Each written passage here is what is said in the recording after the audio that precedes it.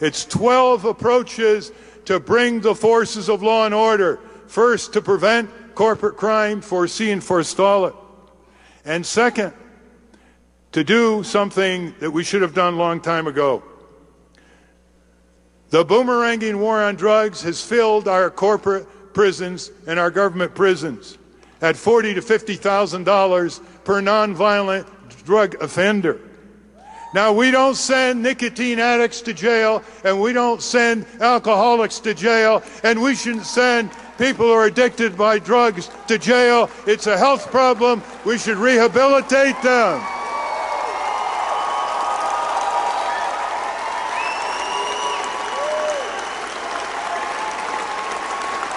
And as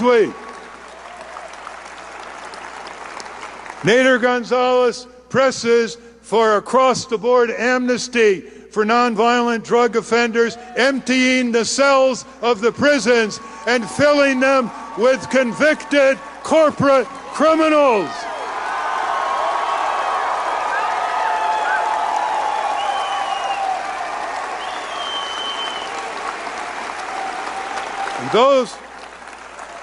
And those of you who are interested in prison reform, and getting rid of corporate prisons is one part of that reform.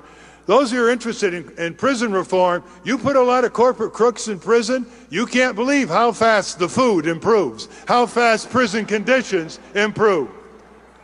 They'll be talking rehabilitation of these corporate crooks, for sure. A majority of the American people would like to tax those things our society likes the least and dislikes the most before we tax worker income. We should tax security speculation on Wall Street. We should tax the addictive industries. We should tax the polluters with a carbon tax. We should tax corporate crime. We should tax gambling and the gambling industries before we put a tax on honest labor.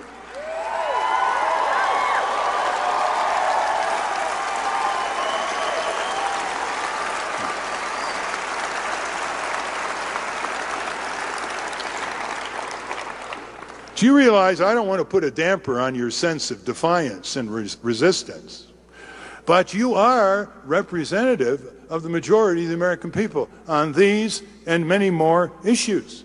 You think the American people, even when they have the American flag waved in front of them by the militarists and the military-industrial complex that President Eisenhower warned us about in his farewell address, do you think the American people are not repulsed, are not disgusted by the hundreds of billions of wasted dollars every year in the bloated, redundant, corrupt military contracting budget? Of course they are.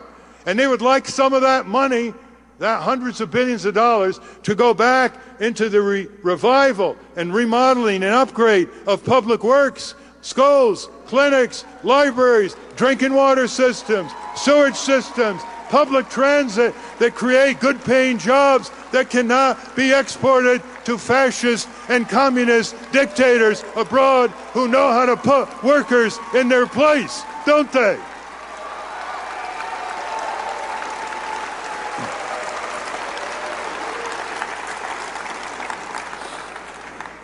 Now, every politician I've ever known for the major parties, except maybe Dennis Kucinich, every politician starts flattering the people. Oh, how they flatter the people, because that's what gives the people weak knees. You know, you flatter people, and that helps you fool people, so they vote for politicians who go to Washington and then betray them, and then you flummox people. Well, we have got to start getting tough with each other. When you see young people who now have the vote at 18, and we think they should have the vote at 16, when it's legal for them to vote and to drive a car, and it's good to give them a maturing experience so they reduce some of their text messaging and gossiping and so on. When you consider how hard we worked for bringing that vote down to 18, I have to say to you, I've been very disappointed by the percent of 18 to 24-year-olds who turn out to vote. And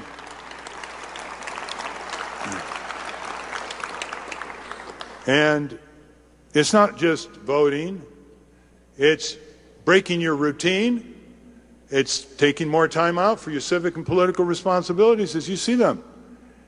And otherwise, you know what happens? You become sophisticatedly cynical. Ah, boy, that really makes you feel good. Politics, just a bunch of corrupt people. I want to have anything to do with it. Doesn't mean anything to me. Well, when young people come up to me and they say, you know, we're just not turned on to politics. And I say, read the grim lesson of history here and abroad. When people collectively do not turn on to politics, politics will turn on them in a very disagreeable manner. And because young people have not turned on to politics, not just voting, organizing, supporting those who they believe in, running for local office when they're of age, because they haven't done that. Look what they're facing, even when they get out of university or college, never mind out of high school. How are they going to get affordable housing? How are they going to get affordable health insurance? How are they going to make sure that even their white-collar jobs that they're skilled for, accounting, architecture, engineering, even media jobs, will be outsourced to people in China and India who know how to repress their workers, oligarchs, dictators. These young people now face a future where they're going to be in debt for years on their student loans, and where they're going to wonder what is happening to this country that they were told is a land of the free, home of the brave. They're going to wonder how many times they stood up in class and pledged allegiance to the flag, whose last words were, quote, with liberty and justice for all, not for some, not for many, for all.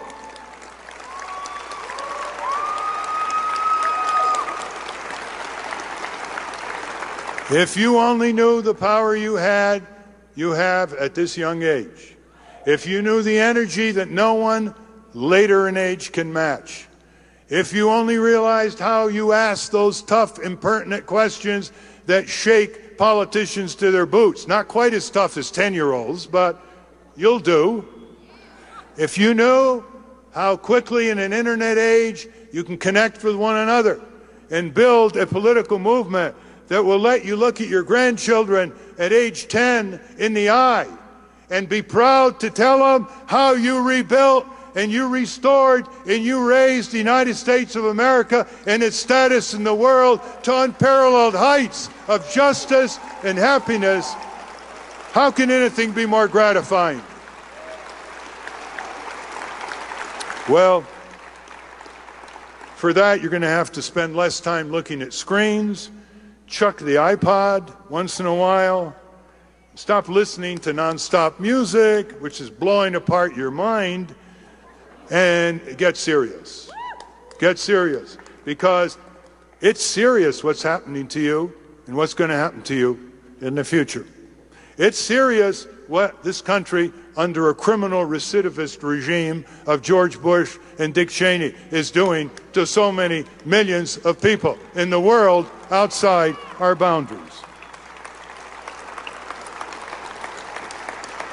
It's serious what these corporate technologies that haven't been tested or have been tested and have been found wanting are doing to the health, safety of human beings, flora, fauna, the ecology. You're in the first period in world history where our world can be destroyed inadvertently, not just by nuclear weapons, not just by chemical biological warfare, just by the indifference of many to the cruel predatory activities of the few, by the feeling of the many that they just are not up to it. They have better things to do in their private lives, that they really can't fight ExxonMobil or City Hall or Congress.